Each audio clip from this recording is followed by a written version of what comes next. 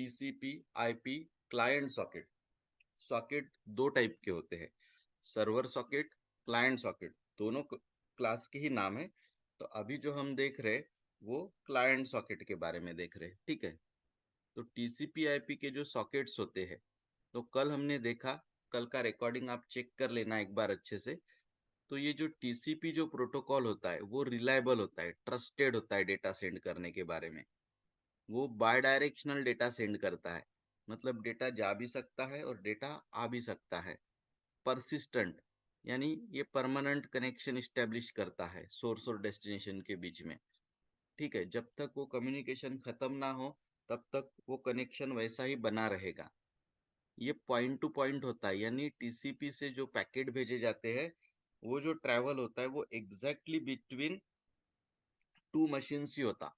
Point two point का मतलब एक पॉइंट सोर्स होगा, दूसरा पॉइंट डेस्टिनेशन होगा, कोई तीसरी मशीन उसमें नहीं आ पाएंगी।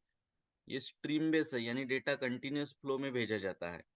जो डेटा भेजा जाता है उसका सीक्वेंस प्रॉपर होता है, मतलब जो पैकेट नंबर 1 पे भेजा वो पैकेट नंबर 1 पे ही पहुंचेगा, जो नंबर 2 पे भेजा वो नंबर 2 पे पहुंचेगा, लाइक दैट। ये एक सीक्वेंस में डेटा को भेजता है। ये सब हमने कल एक डायग्राम दिखा के, एक कंपैरेटिव चार्ट दिखा के, ये सब कल डिटेल में करवाया था। तो एक बार आप कल का वीडियो देखेंगे तो आपको टीसीपी के क्या एडवांटेजेस है, यूडीपी के क्या डिसएडवांटेजेस है, ये बहुत अच्छे से समझ में आ जाएगा। टीसीपी ट्रस्टेड यानी रिलायबल है, डेटा जा भी सकता आ भी सकता है, यानी बाई डायरेक्शनल है। जब तक डेटा का फ्लो शुरू रहता तब तक परसिस्टेंट परमानेंट कनेक्शन स्टैब्लिश होता, एग्जैक्टली दो मशीन के बीच में ही, यानी पॉइंट टू पॉइंट ही कम्युनिकेशन हो सकता है। ये एक स्ट्रीम बेस्ड सर्विस है, जिस सीक्वेंस में डेटा आप भेजते हो उसी सीक्वेंस में डेटा रिसीव होता है, ठीक है। आउट ऑफ सीक्वेंस रिसीव नहीं होता, ठीक है। लेकिन ये सब अच्छी चीजें करते वक्त टीसीपी की कॉस्ट बढ़ जाती है, स्पीड स्लो हो जाती है, कॉम्प्लेक्सिटी भी बढ़ जाती है, ठीक है। अब हम जो सॉकेट देख रहे हैं वो टीसीपी वाला ही देख रहे हैं। A socket can be use to connected Java's input output system to the other program. वो जो अदर प्रोग्राम है वो सेम मशीन पे भी रह सकते हैं, लोकल मशीन पे, या फिर अदर मशीन पे भी रह सकते हैं। तो सॉकेट का यूज करके आप फिर डेटा को सेंड या रिसीव कर सकते हैं, ठीक है। नाउ एप्लेट, एप्लेट के साथ एक रिस्ट्रिक्शन है। एप्लेट उसी सर्वर के साथ कम्युनिकेशन कर सकता है जिस सर्वर से वो डाउनलोड हुआ है। मान के चलिए ये हमारी लोकल मशीन है, लोकल मशीन, और ये दो सर्वर है, ये है सर्वर 1, ये है सर्वर 2। अब आपका एप्लेट अगर सर्वर 1 से डाउनलोड हुआ है ना, तो वो कम्युनिकेशन सिर्फ सर्वर 1 के साथ ही कर पाएगा, सर्वर 2 के साथ कम्युनिकेशन करना उसके लिए अलाउड नहीं रहेगा।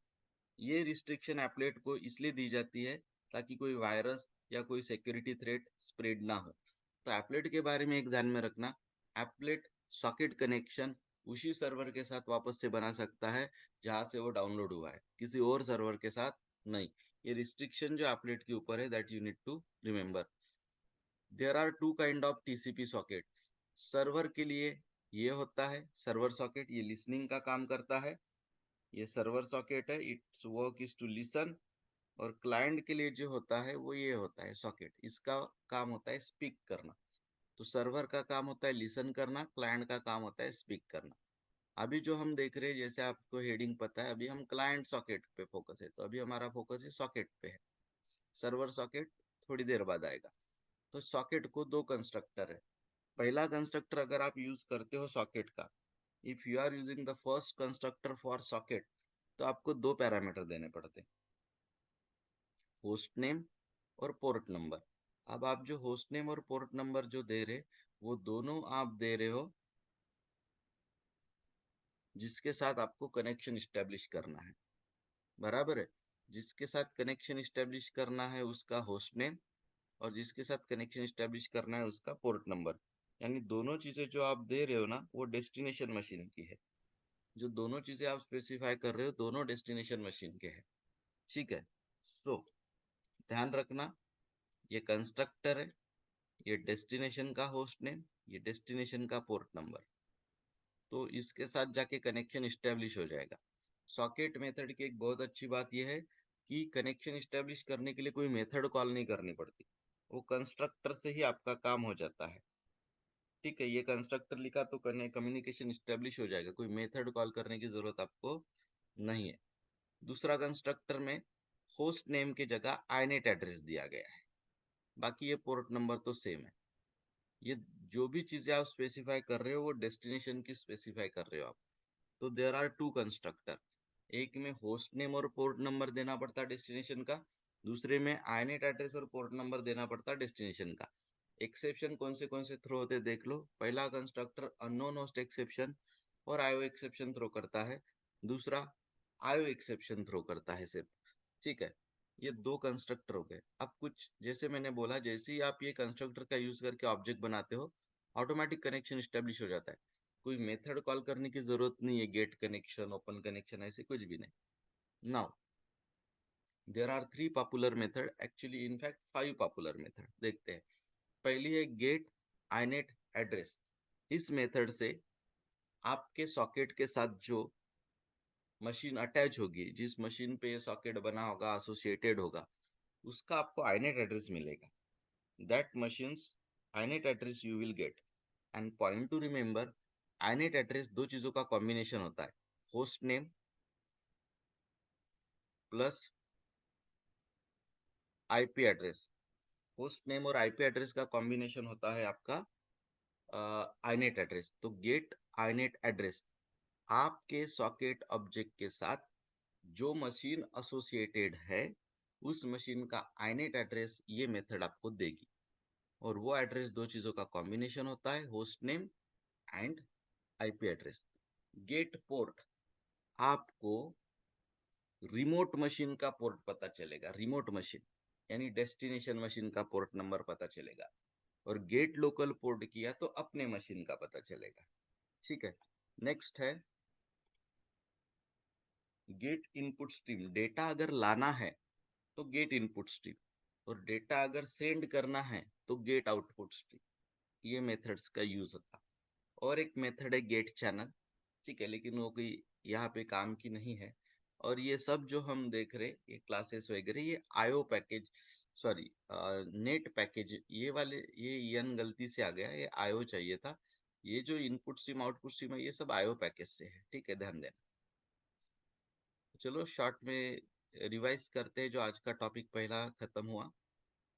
टीसीपी आईपी क्लाइंट सॉकेट देख रहे थे हम। हमने देखा कि टीसीपी रिलायबल है, बाय डायरेक्शनल है, परसिस्टेंट है, पॉइंट टू पॉइंट यानी एग्जैक्ट दो मशीन के बीच में डेटा ट्रांसफर करता है, स्ट्रीम बेस्ड सर्विस है। एप्लेट उसी मशीन के साथ कम्युनिकेशन स्टेब्लिश कर सकता है जहां से वो डाउनलोड हुआ, बाकी किसी और के साथ नहीं। सर्वर पे सर्वर सॉकेट होता है, क्लाइंट पे नॉर्मल वाला सॉकेट होता है। सॉकेट को दो कंस्ट्रक्टर है, दोनों में जो आप पैरामीटर दे रहे हो वो डेस्टिनेशन के हैं। पहले में डेस्टिनेशन का होस्ट नेम और पोर्ट नंबर, दूसरे में डेस्टिनेशन का आईनेट एड्रेस और पोर्ट नंबर। 5 मेथड है। गेट आईनेट एड्रेस से आपको आईनेट एड्रेस पता चलता है, गेट पोर्ट से रिमोट मशीन का port number, get local port से अपने लोकल मशीन का port number, get input stream data लाते वक्त काम में आता है, गेट आउटपुट स्ट्रीम डेटा भेजते वक्त काम में आता है, और एक मेथड है गेट चैनल। ठीक है, नेक्स्ट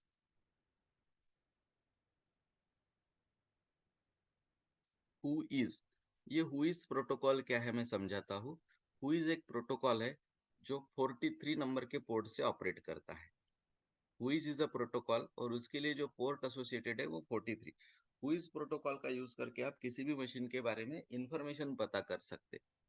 ठीक है, तो किस टाइप की इंफॉर्मेशन, तो लाइक दिस कि जैसे कि सर्वर कौन सा वर्जन यूज कर रहा है, डोमेन नेम क्या है, डोमेन नेम ये है सपोज, को किस नाम से रजिस्टर्ड है, वो इस नाम से रजिस्टर्ड है। ठीक है, उसका हुइज सर्वर कौन है, तो ये हुइज सर्वर है उसका, ये रेफरल यूआरएल सपोज। उसके बाद में इस सर्वर के कंटेंट को कब अपडेट किया गया था, लास्ट अपडेट कब हुआ, ये सब। तो किसी भी वेबसाइट के बारे में आपको ऐसी इंफॉर्मेशन मिल सकती है। उस वेबसाइट का नाम क्या है, उसका ओनर कौन है, किसके नाम से वो रजिस्टर्ड है वेबसाइट। ठीक है, उसके बाद में कौन से तारीख को उसके कंटेंट अपडेट हुए, इस टाइप की इंफॉर्मेशन आपको हुइज से पता चलती। तो हुइज एक ऐसा प्रोटोकॉल है जो आपको ये सब इंफॉर्मेशन जो मैंने यहाँ लिख के दी है वो आपको देता है। ठीक है।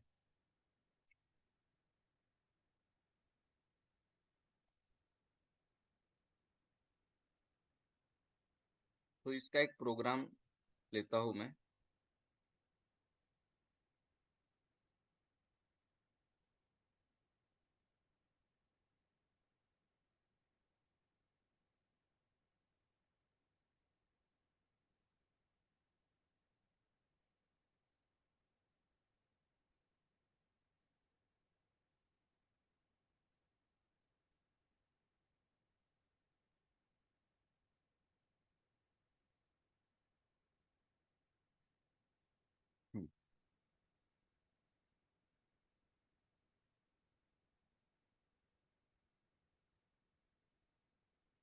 See here.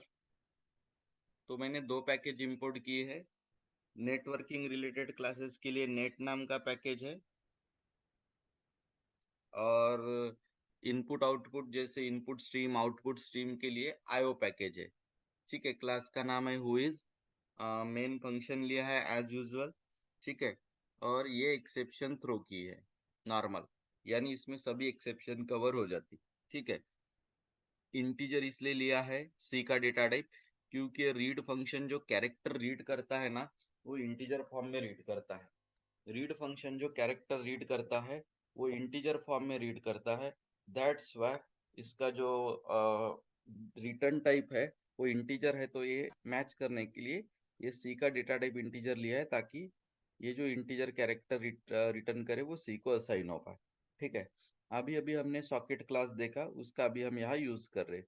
ये सॉकेट है, ये सॉकेट का ऑब्जेक्ट है। न्यू मेमोरी एलोकेट करता है, ये कंस्ट्रक्टर है।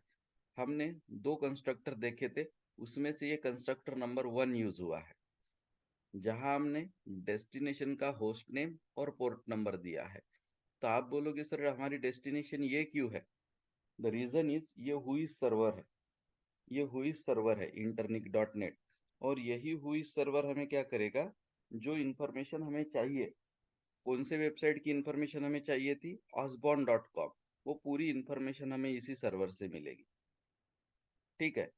अब डेटा लाने के लिए हमने गेट इनपुट स्ट्रीम को कॉल किया। ये सॉकेट का जो ऑब्जेक्ट है ना, उसी से कॉल करना। तो लाने वाला पार्ट इन से हैंडल होगा और भेजने वाला पार्ट आउट से हैंडल होगा। ठीक है। अब कौन से वेबसाइट के बारे में इंफॉर्मेशन हमें पता करनी थी, तो वो वेबसाइट ये है। वो वेबसाइट फिलहाल स्ट्रिंग को असाइन है। अब हमने क्या किया, वो जो स्ट्रिंग, ये जो डेटा, ये जो क्लासेस है ना, ये बाइट डेटा टाइप पे वर्क करते हैं। तो आपने क्या किया, ये वेबसाइट वाली जो स्ट्रिंग है ना, इसको बाइट में कन्वर्ट कर दिया, गेट बाइट्स, और वो इस एरे में स्टोर कर दिए बाइट्स। ये इसलिए किया ताकि ये जो इनपुट स्ट्रीम है आउटपुट स्ट्रीम है उनको वो समझ सके। ठीक है। ये वो एक टाइप का टाइप कास्टिंग किया आपने। अब आपको क्या करना है, इस वेबसाइट का नाम भेजना है। किसके पास भेजना है? ये इंटरनिक के पास। क्यों भेजना है? जब तक आप नाम नहीं भेजोगे तब तक उसकी इंफॉर्मेशन कैसे आएगी? अगर आपको किसी भी इंक्वायरी प्लेस पे जाके किसी पर्सन की इंफॉर्मेशन पूछना है तो पर्सन का नाम तो बताना पड़ेगा ना। तो यहाँ पे हम पर्सन का नाम भेज रहे हैं, तो यहाँ पे वेबसाइट का नाम भेजना पड़ेगा। ठीक है। तो यहाँ पे हमने अपने वेबसाइट का नाम जो इस एरे में स्टोर था वो भेज दिया। मैंने पहले ही बोला भेजने के लिए आउटपुट स्ट्रीम, तो आउट के ऑब्जेक्ट से राइट को कॉल किया। अब ये नाम गया कहाँ पे, तो इस सर्वर के पास गया। क्यों गया? ताकि उस सर्वर उस नाम के बारे में इंफॉर्मेशन हमें लौटा सके। अब बारी आती है इंफॉर्मेशन लाने की। तो ला भेजते वक्त आउट डॉट राइट, लाते वक्त इन डॉट रीड। अब एक एक कैरेक्टर उस सर्वर से आ रहा है, सी को असाइन हो रहा। अब वो सी तो इंटीजर है, हमें तो समझ में आएगा नहीं। तो हमने उस सी को कन्वर्ट कर दिया है कैरेक्टर में, और बाद में प्रिंट किया, और बाद में सॉकेट कनेक्शन क्लोज कर दिया। ठीक है। तो आउटपुट एक बार फिर से दिखाता हूँ। आउटपुट ये आता है, हमें डोमेन नेम पता चलेगा osborne.com, वो किसके नाम से रजिस्टर्ड है वो रजिस्ट्रेशन वाला नाम पता चलेगा। उसके हुइस में उसके नियरेस्ट हुइस सर्वर का नाम पता चलेगा। वो रेफरल यूआरएल क्या है आई एम नॉट अवेयर। उसके बाद में कंटेंट कब अपडेट हुए थे वगैरह वो डेट पता चलेंगी। ठीक है, तो ये सब इंफॉर्मेशन हमें ऑसबॉर्न के बारे में पता चली। ये इंफॉर्मेशन हमें किसने बताई? तो हु इज सर्वर ने बताई। एक बार फिर से ये प्रोग्राम आपको शॉर्ट में समझाता हूँ। नेट पैकेज इंपोर्ट किया नेटवर्किंग रिलेटेड क्लासेस के लिए। आईओ पैकेज इनपुट किया है मैंने इनपुट स्ट्रीम और आउटपुट स्ट्रीम के लिए। तो मेन फंक्शन में बहुत सारे एक्सेप्शन आ सकते हैं, आईओ एक्सेप्शन आ सकते हैं, उसके बाद में नो नोस्ट एक्सेप्शन आ सकते हैं। तो उतने नाम लिखने से अच्छा मैंने डायरेक्ट सुपर क्लास का नाम लिख दिया एक्सेप्शन। ये इंटीजर इसलिए है क्योंकि रीड फंक्शन जो कैरेक्टर रीड करता है वो इंटीजर फॉर्मेट में करता है। तो हमने सॉकेट के दो कंस्ट्रक्टर में से पहला कंस्ट्रक्टर यूज किया, जहां हमने डेस्टिनेशन का होस्ट नेम और आईपी एड्रेस स्पेसिफाई किया है। अब इस ऑब्जेक्ट से आप गेट इनपुट सिम को कॉल करोगे तो डेटा लाने वाला ऑब्जेक्ट मिलेगा, और गेट आउटपुट सिम को कॉल करोगे तो डेटा भेजने वाला ऑब्जेक्ट मिलेगा। अब हमने एक वेबसाइट ली है जो स्ट्रिंग को असाइन है। उस स्ट्रिंग को हमने बाइट्स एरे में कन्वर्ट कर दिया। क्यों किया? क्योंकि ये दो क्लास बाइट डेटा टाइप पे वर्क करते हैं। अब डेटा भेजना है तो आउट से राइट फंक्शन कॉल किया और इस एरे में जो वेबसाइट का नाम है वो भेज दिया। वेबसाइट का नाम हमने क्यों भेजा? तो उसका रीजन यही था क्योंकि हम भेजेंगे नाम, और उधर से उस नाम की इंफॉर्मेशन हमें पता करनी थी, इसलिए नाम भेजा। ये नाम गया किसके पास? ये वेबसाइट का जो नाम है ये गया किसके पास? तो ये सर्वर के पास गया, ताकि वो सर्वर उस नाम के बारे में इंफॉर्मेशन हमें बता सके। तो भेजना है तो आउट डॉट राइट और लाना है तो इन डॉट रीड। अब हम उधर से इंफॉर्मेशन एक एक कैरेक्टर ला रहे, सी को असाइन कर रहे। वो जो कैरेक्टर है इंटीजर वाला, वो कैरेक्टर में कन्वर्ट करके प्रिंट करना ताकि यूजर को समझ जाए। ये तब तक चलेगा जब तक आंसर -1 नहीं होगा। कौन से फंक्शन का आंसर -1? रीड का। क्योंकि रीड फंक्शन का आंसर -1 होने का मतलब क्या होता है कि डेटा खत्म हो गया। ठीक है, लाइक दैट। फिर ये क्लोज हो जाता है, and.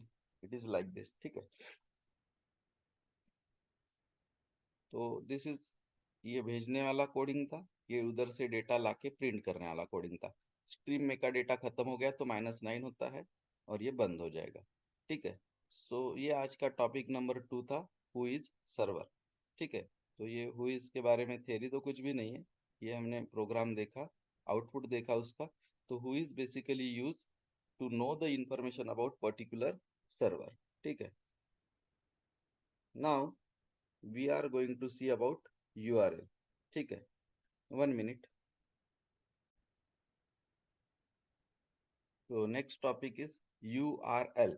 The long form of URL is Uniform Resource Locator. ठीक है, बहुत सारे लोगों को लगता है यूनिवर्सल रिसोर्स लोकेटर, वो गलत है। यूआरएल का लॉन्ग फॉर्म होता है यूनिवर्सल रिसोर्स लोकेटर। ठीक है, तो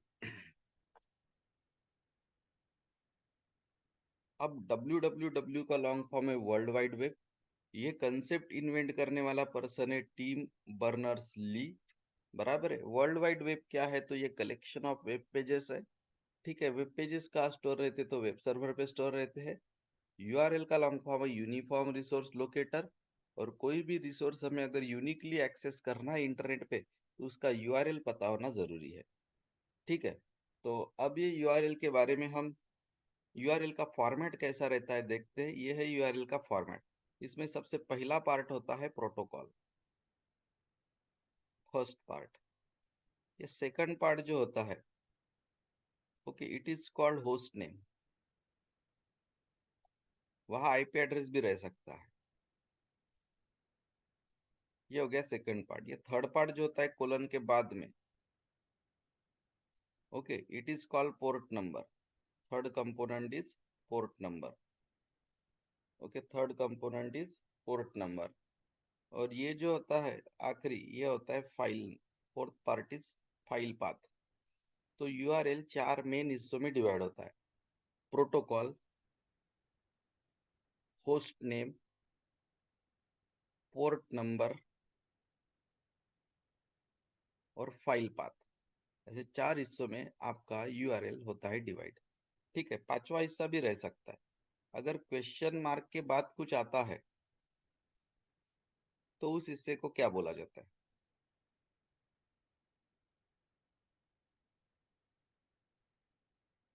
मृणाली को पता है, बताओ मृणाली।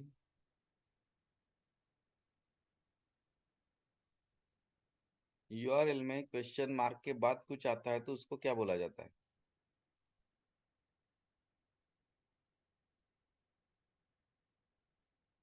हम्म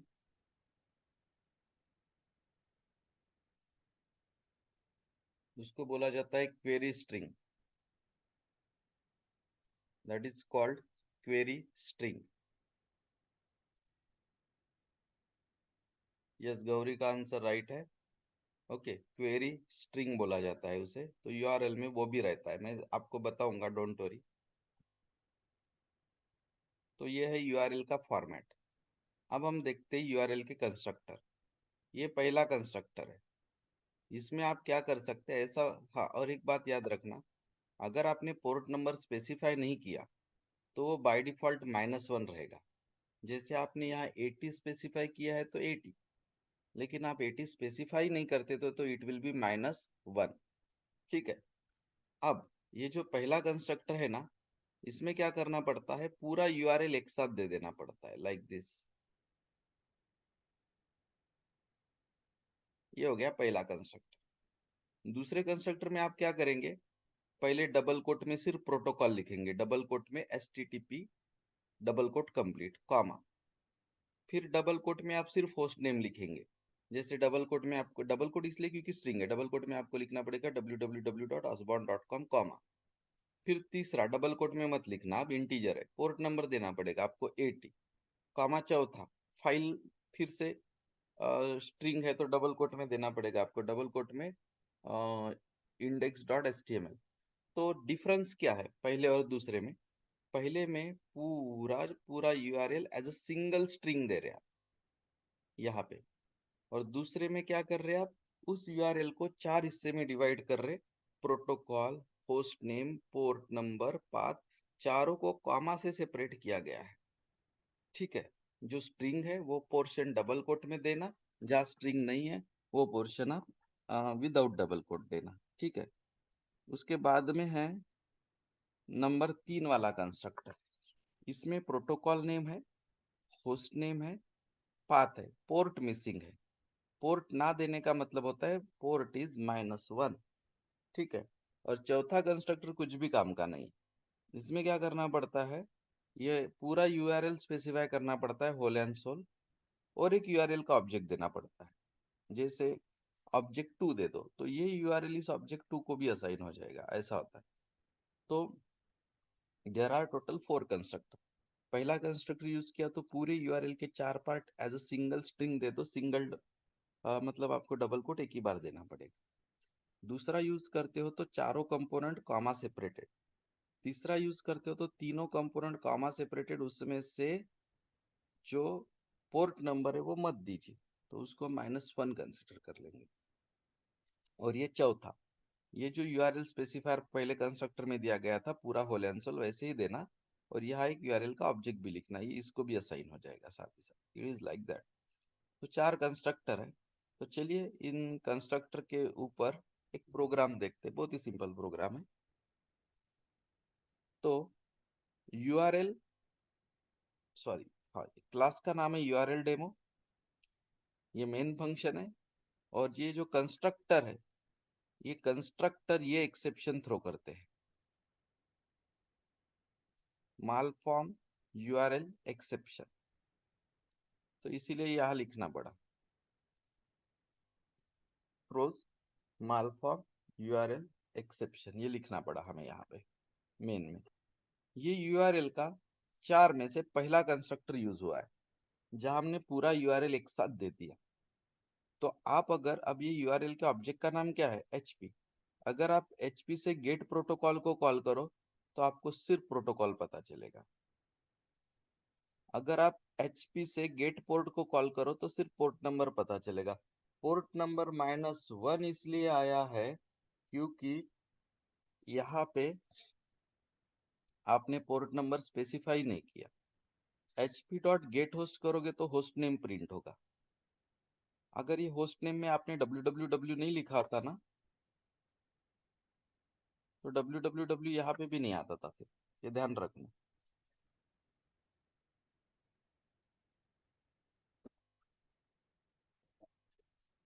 उसके बाद में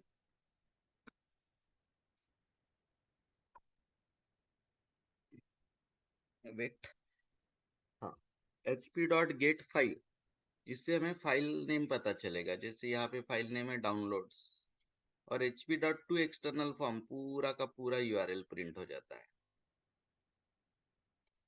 ठीक है, whole and sole URL as it is print होता है। तो मैंने आपको यूआरएल के 4 कंस्ट्रक्टर सिखाए, उसमें से यह है कंस्ट्रक्टर नंबर 1। कंस्ट्रक्टर 1, ऑब्जेक्ट का नाम हमने hp यूज किया, hp.get प्रोटोकॉल। आपको प्रोटोकॉल का नाम पता चलेगा जो कि है http। hp.get port number specified नहीं किया है, वो रहेगा -1। hp.get आपको होस्ट नेम पता चलेगा www.osborne.com। गेट फाइल, आपको फाइल नेम पता चलेगा डाउनलोड्स। वो स्लैश भी मत भूलना, आउटपुट में स्लैश आता है तो आपको एग्जाम में भी स्लैश वाला आउटपुट सिलेक्ट करना है। hp.to एक्सटर्नल फॉर्म, तो आपको एक्सटर्नल फॉर्म यानी कंप्लीट यूआरएल पता चलेगा। आपके रेफरेंस बुक में तो इतना ही है, लेकिन एक और प्रोग्राम मैंने एक्स्ट्रा बनाया है, वो भी आपको सिखा देता हूँ।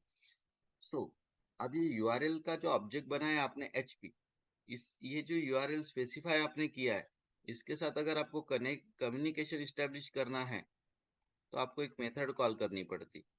हमारे ऑब्जेक्ट का नाम hp था ना, आपको मेथड कॉल करनी पड़ेगी hp.open-connection। तो आप बोलोगे ये ओपन कनेक्शन मेथड कौन से क्लास की है? ये भी यूआरएल की मेथड है। यानी यूआरएल के कितने मेथड हमने सीखे? 1 2 3 4 5 और ये 6। यूआरएल के ऑब्जेक्ट से ओपन कनेक्शन मेथड को कॉल करो आप, तो जो यूआरएल आपने बनाया था उसके साथ कनेक्शन स्टैब्लिश हो जाएगा आपका। ठीक है, और वो वेबसाइट ओपन हो जाएगी। और इसका रिटर्न टाइप है यूआरएल कनेक्शन का object. Open connection method URL class की है, लेकिन रिटर्न टाइप यूआरएल कनेक्शन है। ठीक है, अब एक एक्स्ट्रा प्रोग्राम ले लेता हूँ। ये तो मैंने ले ही लिया आपका प्रोग्राम एक, ठीक है, URL डेमो वाला, ये हो ही गया। Now I will take one extra program. ये इसमें कुछ एक दो मेथड एक्स्ट्रा आए हैं। तो देखिए, यहाँ जो यूआरएल, यहाँ मैंने जो एक्सेप्शन थ्रो की है वो है मालफॉर्म यूआरएल एक्सेप्शन। ठीक है, this exception I have thrown. अब यूआरएल देखो, थोड़ा लंबा लिखा है मैंने। URL कैपिटल में जो है वो क्लास नेम है, स्मॉल में जो URL है वो उस क्लास का ऑब्जेक्ट है। न्यू URL, ये है प्रोटोकॉल, ये है होस्ट नेम। ठीक है, और ये जो क्वेश्चन मार्क के बाद में है ये है क्वेरी स्ट्रिंग। क्वेश्चन मार्क के बाद में जो है वो है क्वेरी स्ट्रिंग। अब देखो, अगर आप url.get प्रोटोकॉल करोगे तो आंसर आएगा HTTPS। अगर आप url.get होस्ट करोगे तो आंसर आएगा www.google.com। url.get पोर्ट करोगे तो पोर्ट नंबर स्पेसिफाई नहीं है, आंसर आएगा -1। url.get डिफॉल्ट पोर्ट करोगे तो डिफॉल्ट पोर्ट प्रिंट होगा। क्या होता है मैं अभी प्रिंट करके दिखाता हूँ, क्योंकि इसका आउटपुट हमारे पास स्टोर नहीं है। url.get क्वेरी करोगे तो ये क्वेरी स्ट्रिंग प्रिंट हो जाएगी क्वेश्चन मार्क के बाद की। ठीक है, तो ये प्रोग्राम हमारे नोट्स में नहीं है, इसलिए मैं रन करता हूँ और आपको इसका स्क्रीनशॉट लेना है आउटपुट का। URL DMO को मैं रन करने जा रहा हूँ।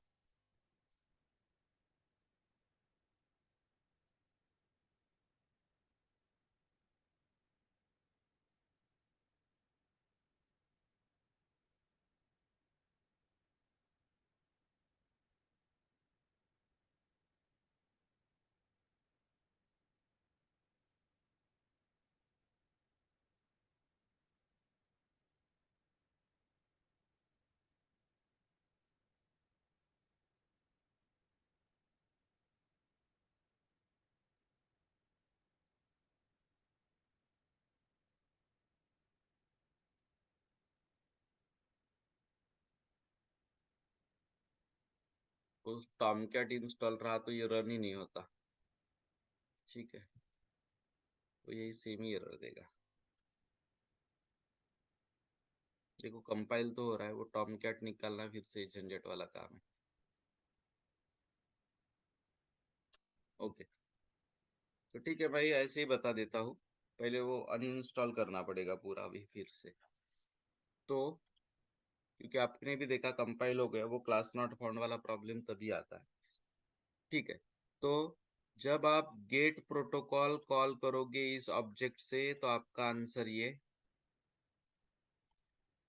गेट होस्ट कॉल करोगे तो आपका आंसर ये, गेट पोर्ट कॉल करोगे तो -1, गेट डिफॉल्ट पोर्ट किया तो एक डिफॉल्ट पोर्ट प्रिंट होता है, गेट क्वेरी को कॉल किया तो एक क्वेश्चन मार्क के बाद का प्रिंट होता है, गेट पाथ को अगर प्रिंट किया आपने तो ये पाथ,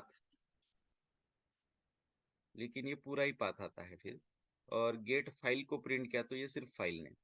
ऐसे अलग अलग। तो यहाँ पे नया क्या सीखने को मिला आपको, जो उसमें नहीं था, उस प्रोग्राम में नहीं था, उसको मैं हाईलाइट करता हूँ। ये एक मेथड गेट डिफॉल्ट पोर्ट, ये दूसरी मेथड गेट क्वेरी, ये हाँ, ये तीसरी मेथड।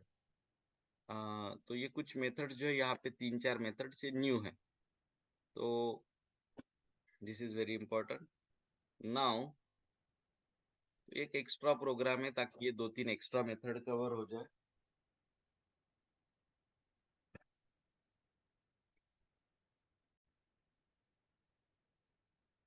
तो here URL class is over with 4 constructor and plenty of methods. Now we are going to see its counterpart class, that is URL connection.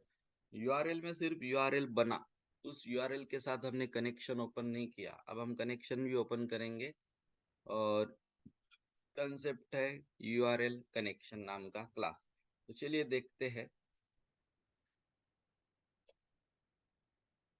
ये है, तो ये बहुत सारे पैकेजेस इंपोर्ट कर लिए, बहुत सारे एक्सेप्शन आ सकते, तो डायरेक्ट हमने लिख दिया है थ्रोस एक्सेप्शन। ये एक यूआरएल बना लिया है मैंने। ये जो internic.net है, ये हुई सर्वर है जो किसी भी मतलब जो इंफॉर्मेशन आपको सर्च करना है जिस सर्वर के बारे में, वो पता कर सकते हैं आप। ठीक है, तो ये यूआरएल का हमने ऑब्जेक्ट बना लिया। एचपी यूआरएल के जो 4 कंस्ट्रक्टर हमने देखे थे, वो 4 में से ये कंस्ट्रक्टर नंबर 1 है। जो 4 कंस्ट्रक्टर हमने यूआरएल क्लास के देखे थे, उसमें से पहला कंस्ट्रक्टर है। ऑब्जेक्ट का नाम एचपी है। आप ऑब्जेक्ट का नाम आपके मन से कुछ भी ले लीजिए, एचपी लेना कंपलसरी नहीं है। अब ये ऑब्जेक्ट से एक रेडीमेड मेथड कॉल करिए, ओपन कनेक्शन। ठीक है, तो कनेक्शन ओपन हो जाएगा इस यूआरएल के साथ, और ये कनेक्शन का ऑब्जेक्ट बन जाएगा एचपी कॉन। अब आपने एचपी कॉन से कॉल किया गेट डेट को, तो आपको क्या होगा, इस सर्वर की डेट पता चलेगी, करंट डेट, और वो डी को असाइन होगी। ये डेट लॉन्ग इंटीजर फॉर्म में होती है। अगर आप इसको प्रिंट करो ना, तो ये बहुत सारे डिजिट्स दिखेंगे लॉन्ग इंटीजर फॉर्म में, बहुत सारे डिजिट लंबे चौड़े से, वो हमें समझ में नहीं आएगा। अब आपको जो समझ में आना अगर आप चाहते हो, तो आप क्या करिए, ये जो लॉन्ग इंटीजर वाली डेट थी ना, उसको न्यू और डेट के कंस्ट्रक्टर में डाल दीजिए। जैसे ही आप उसको न्यू और डेट के कंस्ट्रक्टर में डाल देंगे ना, तो आपको फायदा क्या होगा पता है क्या, वो यूजर अंडरस्टैंडेबल फॉर्म में कन्वर्ट हो जाएगा। ठीक है, तो ये कनेक्शन ऑब्जेक्ट से आपने मेथड कॉल की गेट डेट, डेट पता चली लॉन्ग इंटीजर फॉर्म में, उसको प्रिंट कर दिया। फिर हमने उस डेट को यूजर अंडरस्टैंडेबल फॉर्म करने के लिए उस डेट का ऑब्जेक्ट बना लिया। ऑब्जेक्ट बनाने के लिए दो ही चीजें चाहिए होती है, न्यू और कंस्ट्रक्टर। अब वो डेट कन्वर्ट हो गई ऑब्जेक्ट में, यानी यूजर अंडरस्टँडेबल फॉर्म में। म्हणजे तो तुम्हाला वार दिसणार, मंथ दिसणार, इयर दिसणार, सगळं इंग्लिश मध्ये। इथे डिजिट्स मध्ये दिसतंय सगळं, खूप मोठी व्हॅल्यू डिजिटची, 15-20 डिजिटची, आणि इथे प्रॉपर स्पेलिंग मध्ये दिसणार। ठीक है, सो आपको रिकरेक्ट होना पड़ेगा 1 मिनट में, तो हम इसको और आगे बढ़ाएंगे। गेट एक्सपायरेशन से एक्सपायरी डेट पता चलेगी, डी को असाइन होगी। वो एक्सपायरी डेट उस सर्वर के कंटेंट की हम यूजर अंडरस्टैंडेबल फॉर्म में कन्वर्ट करके प्रिंट करेंगे। उसी तरह गेट लास्ट मॉडिफाई मेथड से आपको ये पता चलेगा ये कंटेंट इसके पहले कब मॉडिफाई किए गए थे। गेट लास्ट मॉडिफाई से आपको वो पता चलेगा। ठीक है, उसके बाद में गेट कंटेंट टाइप से आपको कंटेंट का टाइप पता चलेगा। गेट कंटेंट लेंथ से आपको कंटेंट के